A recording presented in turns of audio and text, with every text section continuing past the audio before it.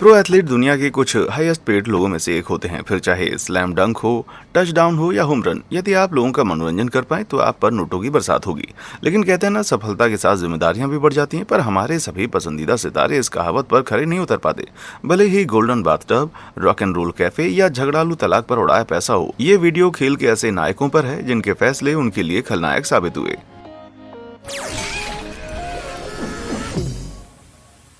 Iron Mike a Mike Tyson. Pro boxer Mike Tyson के लिए negative publicity जैसी कोई चीज ही नहीं है। ओपोनेंट के दांत खट्टे करना हो या पब्लिसिटी एंडोर्समेंट, आयरन माइक ने पैसों की झड़ी लगा दी थी। 1985 में अपने डेब्यू के बाद उन्होंने अपने करियर में लगभग $423 मिलियन तक की कमाई की। होश उड़ गए ना।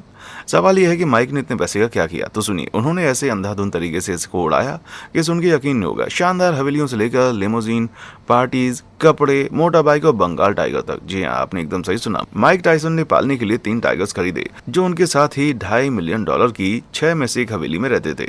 लेकिन बाघों को पालना कोई बच्चों खेल नहीं है। माइक ने इन्हें खरीदने के लिए $7,000 खर्चे। $2 लाख हर साल उनकी डाइट पर खर्च होता था। इतना ही नहीं, टायसन को $1.25 लाख खर्चना पड़ता था टाइगर्स की हाउस ट्रेनिंग के लिए, जिसका कुछ फायदा नहीं हुआ क्योंकि इसके बावजूद एक बाघ ने टायसन के एक पड़ोसी पर हमला कर दिया। उस घटना के लिए टायसन को $2.5 लाख हर्जाने का भुगतना पड़ा। मतलब कि जितना हम जानते हैं उसे मिलाकर इस करोड़पति ने करीब $6,45,000 खर्च किए सिर्फ बाघों पर। इसके साथ ही $1,73,000 वाली 80 कैरेट हीरे की चेन और $2 मिलियन के गोल्डन बाथटब को भी जोड़ दें तो हैरानी नहीं होती कि टायसन का 2003 तक दिवालिया निकल गया था। हाँ, एक आदमी जो एक सुनहरे टब में नहाता था और जो एक फाइट का $30 मिलियन चार्ज करता था, वो अब $38.4 मिलियन के कर्जे में था। इसलिए दिवाली के समय टायसन 37 वर्ष के थे, जबकि केवल 7 साल पहले अपने 30वें जन्मदिन के सेलिब्रेशन के लिए इस स्टार ने एक रात की पार्टी के लिए $4,35,000 से अधिक खर्च कर डाले। 40 के होने तक उधारी में डूबे आयरन माइक पर तकरीबन $13 मिलियन से ज्यादा कर्जा था, पर थोड़ी उम्मीद बाकी थी। 2021 तक टायसन पर किस्मत थोड़ी सी मेहरबान हुई। सूत्रों की माने तो टायसन की अब कुल संपत्ति $10 मिलियन की है। हाँ, माना कंगाली में भी हमसे तो ज्यादा है, लेकिन टायसन के लिए ये उनकी कमाई का सिर्फ 2.4% ही है। तो कभी पैसे का घमंड हो तो याद रखें कि हमारी आने वाली पीढ़ियां जितना कमा नहीं सकती, उससे ज्यादा तो टायसन ने उड़ा दिया भाई। विनाशकारी डिएगो। अपनी पीढ़ी के महानतम खिलाड़ी माने जाने वाले डिएगो मैराडोना के शानदार 21 साल के 100 का करियर ने उन्हें अर्जेंटीना में एक भगवान का दर्जा हासिल करवाया। कमाई की तो बात छोड़ दीजिए, जब वो इटालियन टीम नेपोली के लिए 1984 से 1991 तक खेले तो मैराडोना ने एक साल में $3 मिलियन की कमाई की। फिर विज्ञापनों और स्पॉन्सरशिप की भरमार से 8 से 10 मिलियन डॉलर की और कमाई अपने खाते में जोड़ दी। मैराडोना के पास सब कुछ था। स्टार ने भव्य रूप से खर्च किया। अर्जेंटीना में 5 संपत्तियां, एक $3,60,000 की रोल्स रॉयस, एक BMW i8 जिसकी कीमत लगभग $1,75,000 थी और कुछ $3,60,000 की हीरे की अंगूठी और इसके अलावा भी बहुत कुछ। बाद में मैराडोना को एक टैंक भी उपहार में दिया गया बेलारूसी सरकार द्वारा। हाँ, जब आपको एक मुफ्त में टैंक मिलता है तो अपनी सफलता का तो एहसास हो ही जाता है। अपनी नई सवारी में सड़कों पर परेड करते हुए डिएगो धरती के सबसे अमीर व्यक्ति लग रहे थे, लेकिन क्या वो ऐसे थे? 2005 में इटली सरकार ने खुलासा किया कि मैराडोना के पास इतना जो पैसा था वो इसलिए था क्योंकि वो टैक्स चोरी कर रहा था। जी हाँ, जहां उन्होंने आकर्षक कारों और गहनों पर कम से कम $8,95,000 खर्च किए, वहीं स्टार पर अवैतनिक टैक्स में $48.6 मिलियन का भारी बकाया था। इसके बावजूद जब 2020 में उनका दुखद निधन हुआ तो मैराडोना परिवार एक बड़ी विरासत की उम्मीद कर रहा था। डिएगो ने अपने अंतिम दिनों के दौरान दावा किया कि उसके पास संपत्ति में $100 मिलियन है, लेकिन जब सच्चाई सामने आई तो रसीदें आई। फिर पता चला कि उनके खर्चे में भारी कमी आई है। मुसीबतें खत्म नहीं हुई। मैराडोना परिवार को पता चला कि उनके कुलपति के नाम पर केवल $5 लाख बचा था। मेरा मतलब है कि ये बुरा नहीं है, लेकिन वो लोग तो मिलियंस की टिकटिकी लगाए बैठे थे और आज तक इटली सरकार के उन ऋणों को चुकाना भी बाकी है भाई। यार, ये सब टैक्स नहीं चुकाना एकदम गैर जिम्मेदाराना बात है। लगभग उतना ही जितना कि नीचे दे गए लाइक और सब्सक्राइब बटन को न दबाना। जाकर फटाफट कर दो यार। सब कुछ कर दिया, बढ़िया। तो देखें अगला कौन है गैर जिम्मेदार खर्चीलों की इस लिस्ट में। रिसोर्सलेस रघेब। 90 के दशक की शुरुआत में नोट्रे डेम के रिसीवर के रूप में रघेब इस्माइल की तूती बोल रही थी। एक पेशेवर करियर के साथ ही इस्माइल 1991 में नेशनल फुटबॉल लीग में अपना सिक्का मनवाना चाहता था। फिर कुछ अनचाहा हुआ। टोरंटो आर्गोनॉट्स, जो हाल में बनी कैनेडियन फुटबॉल लीग में से था, उसने इस्माइल को कनाडा में खेलने के लिए $18 मिलियन की पेशकश की। वहां सफलता के बाद उसे आखिर में ओकलैंड रेडर्स के लिए रिसीवर के रूप में NFL में वापस भेज दिया गया। दोनों लीग के कॉन्ट्रैक्ट्स में इस्माइल ने लगभग $26.9 मिलियन का मुनाफा कमाया। सब सेटल लगता है ना, पर रागिब के लिए नहीं। एक आरामदायक रिटायरमेंट लेने के बजाय पूर्व खिलाड़ी ने बिजनेस में अपना हाथ आजमाने की कोशिश की, या आप कह सकते हैं कि अपने पैर पर कुल्हाड़ी मारी। बात prepaid phone card idea, calligraphy business, धार्मिक फिल्म, या सबसे अजीब रॉक एंड रोल थीम वाला कैफे जो हार्ड रॉक नहीं था। सब बुरी तरह से पिट गया। शायद इस्माइल को किसी ने नहीं बताया कि रॉक एंड रोल कैफे पहले से बनकर नोट छाप रहा है। इससे साफ हो सकता है कि क्यों अपने $3 लाख के निवेश के बावजूद इस्माइल आज भी अपने मुनाफे के इंतजार में लगे हैं। वाह, इस्माइल ने तो मानो उस $3 लाख को समुद्र में फेंक दिया भाई। पर सभी फेलियर्स में इस्माइल की गलती नहीं थी। Rock and roll cafe mismanagement से डूबा, जो हर रॉक समूह के पतन की वजह है, और फिर दुकान का सफाया कर दिया गया हैरिकेन कैटरीना ने। लेकिन कारण कोई भी हो, जो डूब गया तो डूब गया, और इसलिए इस्माइल का फॉर्च्यून सच में पूरी तरह से बर्बाद हो गया। सब खोने के बाद इस्माइल फिर भी किसी तरह पूरा कंगाल होने से बच गया, लेकिन फिर भी इसके बावजूद यह आदमी निवेश करना बंद नहीं कर सका, और आपको विश्वास नहीं हुआ तो आखिर का निवेश mouth guard company bite by tech वास्तव में रंग ले आया। कुछ बेवकूफी और गलतियों के बाद बाइट बाय टेक से उसकी सांस में सांस आई। सच है कि रागिब इस्माइल के पास अब उतना पैसा नहीं है जितना हुआ करता था, लेकिन कम से कम हम कह सकते हैं कि वो खंगाल नहीं है। पर सूची में आगे आने वालों के लिए जितना कहा जाए उतना कम है भाई। दुखद डाइक्स्ट्रा। बेसबॉल के दीवाने भली भांति जानते होंगे कि लेनी डाइक्स्ट्रा कौन थे। हीरो स्लगर, न्यूयॉर्क मेट्स और फिलाडेल्फिया फिल्स के डाइक्स्ट्रा को नेल्स कहा जाता था, उनके अलग खेलने के अंदाज के लिए। उस जीतने वाले रवैये की वजह से 1996 में अपने करियर के अंत तक नेल्स ने $36 मिलियन की प्रभावशाली कमाई की थी। इतना ही नहीं, कार वॉश की एक सफल श्रृंखला में निवेश करने के बाद डाइक्स्ट्रा ने 2008 तक इसे $58 मिलियन बढ़ा दिया था। लेकिन $58 मिलियन से डाइक्स्ट्रा ज्यादा ललचा गया और मोटी कमाई की तलाश में वो स्टॉक पिकिंग कॉलमनिस्ट बन गया। डाइक्स्ट्रा चोरी से $2.5 लाख की बोली लगाता, एक स्टॉक की स्ट्रीट कॉम में सिफारिश करने के लिए, वही फर्म जो हर साल उसकी सलाह के लिए $1,000 देती थी। ये गलत था क्योंकि ये जालसाजी थी। इतना ही नहीं, ऊंची लाइफस्टाइल के लिए इन्होंने पत्रिका प्रकाशित करना शुरू किया, प्लेयर्स क्लब नाम से, जिसके बिल सस्ते नहीं थे। इन बिना सिर पैर वाले बिजनेस के कारण डाइक्स्ट्रा ने खुद को मुकदमों, बकाया ऋणों और बिलों के गहरे दलदल में पाया। उन मुकदमों में ऐसे आरोप सामने आए कि डाइक्स्ट्रा ने अपने कर्मचारी के क्रेडिट कार्ड का उपयोग अपनी निजी जिंदगी के लिए किया था। एक से तो उसने अटलांटा में मोन्टाना के लिए एक जेट के लिए $32,000 का उधार लिया ताकि वो अपने बेटे के मामूली लीग के बेसबॉल खेल को देख सके। पगला गए थे क्या? फिर 2012 में डाइक्स्ट्रा पर धोखाधड़ी और मनी लॉन्ड्रिंग का आरोप लगा। मुकदमे के बाद हाथ आई कंगाली और सलाखों के पीछे कठिन समय। वक्त बदल चुका है। अगस्त 2020 में डाइक्स्ट्रा ने यह बताया कि वो गिरफ्तार हुए बिना लगातार 27 महीने से घूम रहे हैं। ये शुरुआत के लिए अच्छा है। वो निश्चित रूप से अपराधों और व्यवहारों के लिए पछताते हैं जिनके कारण उनको जेल की सजा मिली थी। ढीठ ब्रूनेल, इसे दुखद कहें लेकिन कुछ लोग जैक्सनविल जगुआर के डाई हार्ड फैन हैं, और आप जगुआर के फैन हैं तो आपको हार की चुभन का पता होगा। 90 के दशक में भी हाल यही थे, और हमेशा हारती हुई टीम की नैया पार लगाने के लिए आए एक स्टार खिलाड़ी जिनका नाम था मार्क ब्रूनेल। भले ही ब्रूनेल उन्हें सुपर बाउल तक नहीं ले जा सके, फिर भी उन्होंने जगुआर इतिहास के सर्वश्रेष्ठ खिलाड़ियों में जगह बना ली। करियर ऐसा हो तो शोहरत के साथ पैसा आना पक्का है। अपने करियर में ब्रूनेल ने लगभग $70 मिलियन कमाए। इससे वो सारी जिंदगी आराम से बैठकर खर्च कर सकता था। जोखिम भरे निवेश की जरूरत नहीं थी। पर क्या कहें, लालच फास्ट फूड कंपनियों है ना। बता दें कि लगभग $9 मिलियन वाली ब्रूनेल की fast food chain what burger डूब गई। ब्रूनेल ने जैक्सनविले क्षेत्र में और उसके आसपास व्हाइट बर्गर रेस्टोरेंट बनाने के लिए बेशुमार खर्च किया, लेकिन जैक्सनविले के लोग व्हाइट बर्गर्स के लिए उतने उत्सुक नहीं थे जितना कि ब्रूनेल ने सोचा था, और रेस्टोरेंट में लगा सारा पैसा डूब गया। उसी समय इस धुरंधर का चैंपियन LLC नामक कंपनी में $11 मिलियन डूब रहा था। यह पैसा रियल एस्टेट बाजार में निवेश किया गया था, जो कि 2008 के आवास बाजार दुर्घटना में डूब गया। और मार्क के पास चैप्टर 11 बैंकरप्सी फाइल करने के अलावा और कोई चारा नहीं बचा था, और ये तब की बात है जब वो खेल ही रहे थे। 2010 तक उनके पास केवल $5.5 मिलियन की संपत्ति बची थी, जबकि उधार $25 मिलियन का था। आज ब्रूनेल के पास केवल $4 लाख है। नॉर्मल इंसानों से तो ज्यादा है, लेकिन जब ऊंची लाइफस्टाइल की लत हो तो फिर मुश्किल हो जाता है। व्हाट अ ट्रेजेडी यार। खर्चीले सैप, टैंपा बे बुकेनियर्स और ऑकलैंड रेडर्स के लिए डिफेंस टैकल करने वाले वॉरेन सैप ने अपने 12 साल के NFL करियर में $75 मिलियन से अधिक कमाए थे। ये 3 कॉन्ट्रैक्ट्स को मिलाकर बना हुआ पैसा था, लेकिन ये पैसा 4 बार ऑल प्रो के पास ज्यादा टिकने वाला नहीं था। अपने खेल के करियर के दौरान सैप ने खर्च करने की कुछ खतरनाक आदतें विकसित करना शुरू कर दिया था।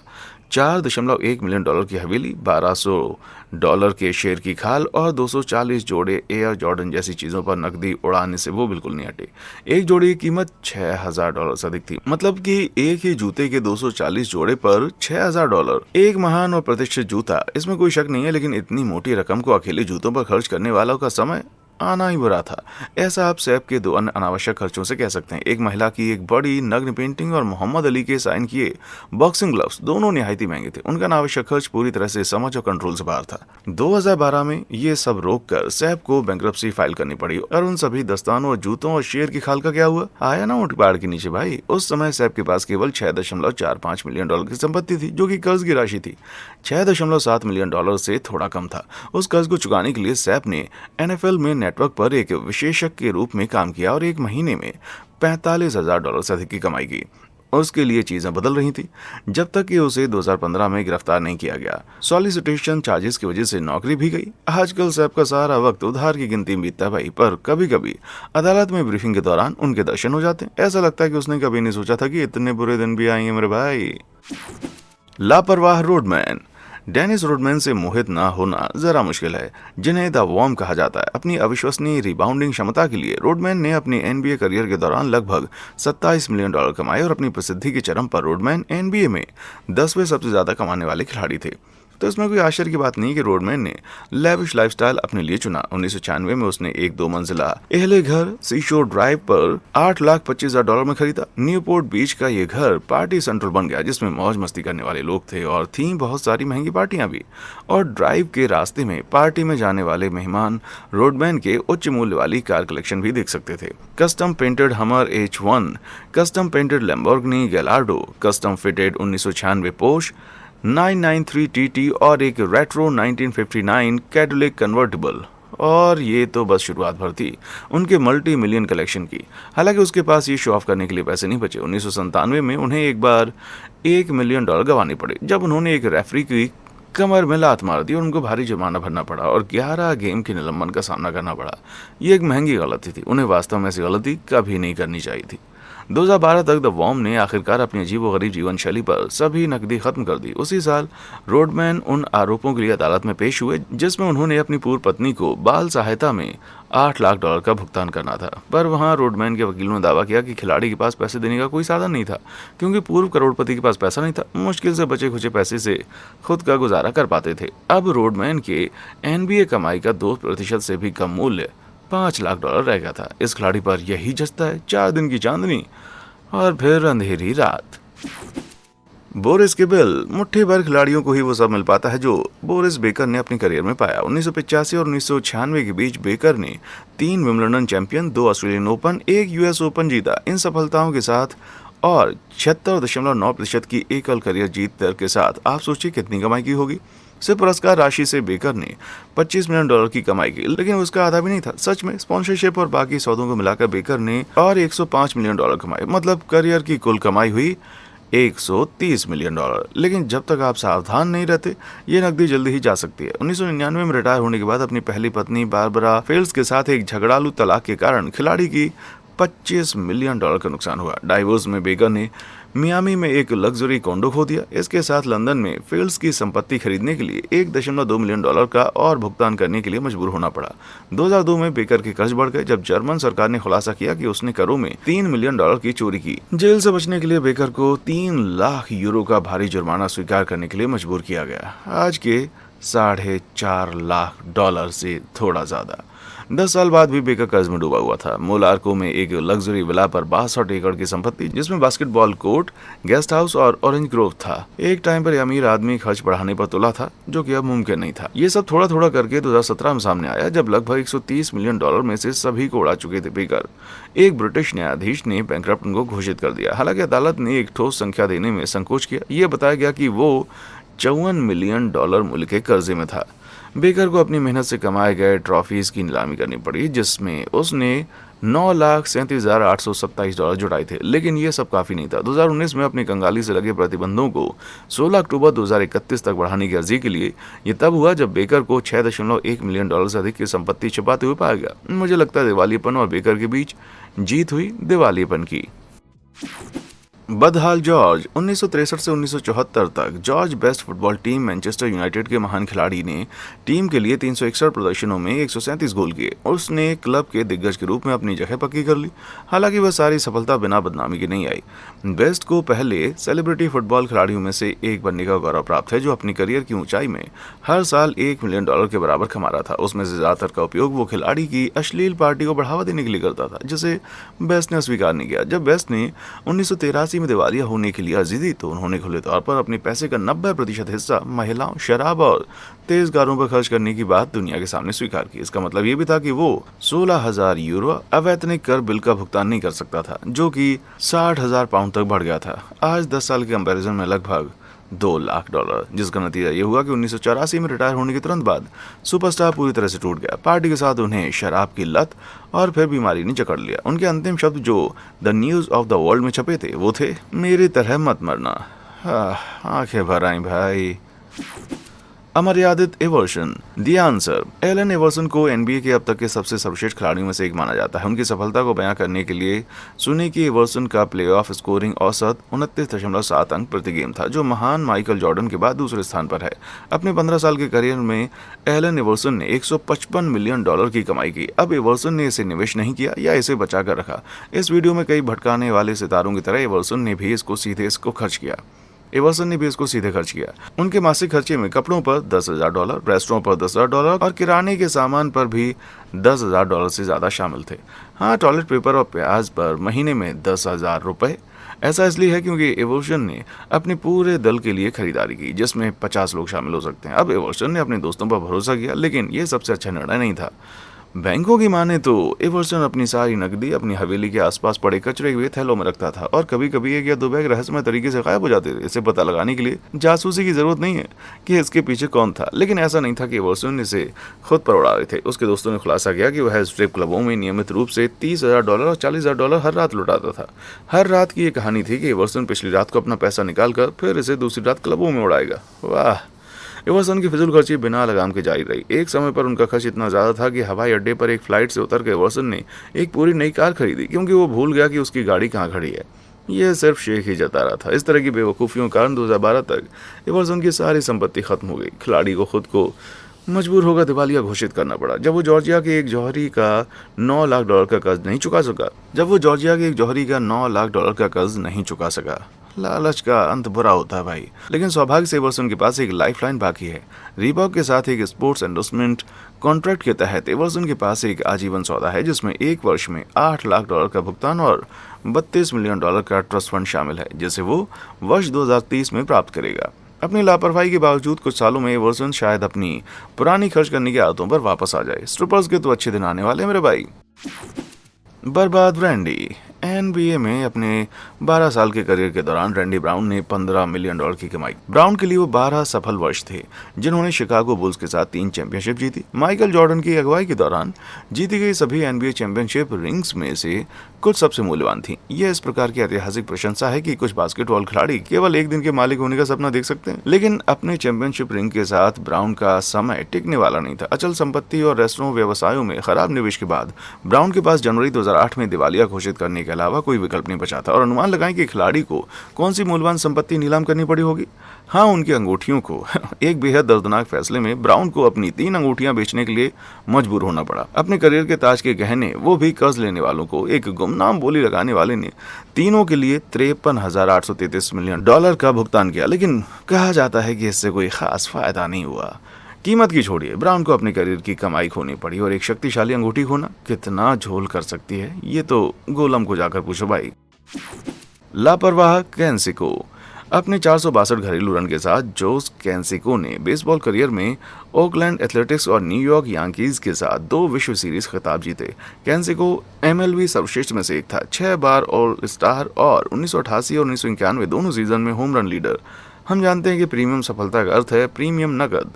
कैंसिको इन $55 मिलियन की मोटी रकम के साथ स्लगर जीवन के लिए तैयार लग रहा था। बस काश कि उसने खुद के बुरे फैसलों, तलाक और कर अपराधों के झमेलों में नहीं फंसा होता। 2008 में लगभग 9 वर्षों तक खेल से बाहर रहने के बाद कैंसिको आवास संकट की चपेट में आ गया और उसे लॉस एंजलिस में अपनी 7300 वर्ग फुट की हवेली को बंद करना पड़ा, जिस पर बैंक का $2.5 मिलियन से ज्यादा का बकाया था। उस वर्ष उन्होंने दावा किया कि उनके 2 तलाक में भी उन्हें $7 से $8 मिलियन तक की भारी कीमत चुकानी पड़ी। उन्होंने ये भी दावा किया कि जब शेयर बाजार दुर्घटनाग्रस्त हुआ तो उन्हें $11 मिलियन का और नुकसान हुआ।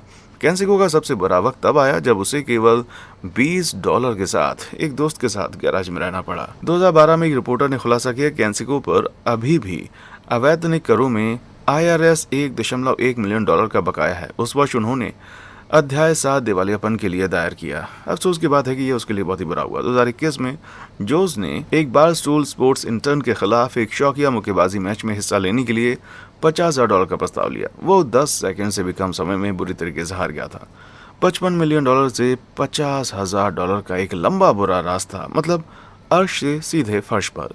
लेकिन हाल ही में कैंसिको ने दावा किया कि वो ठीक है और अब कानूनी मुकदमों से ग्रस्त नहीं है। उस आदमी की तारीफ तो बनती है भाई, जो मुंह की खाने पर भी फिर से उठ खड़ा होता है। तो आपको क्या लगता है, इनमें से किस एथलीट ने सबसे बुरे फैसले लिए और आपको क्या लगता है किसके साथ सबसे बुरा हुआ? मुझे नीचे कमेंट सेक्शन में आकर बताओ। और हाँ, देखने के लिए शुक्रिया।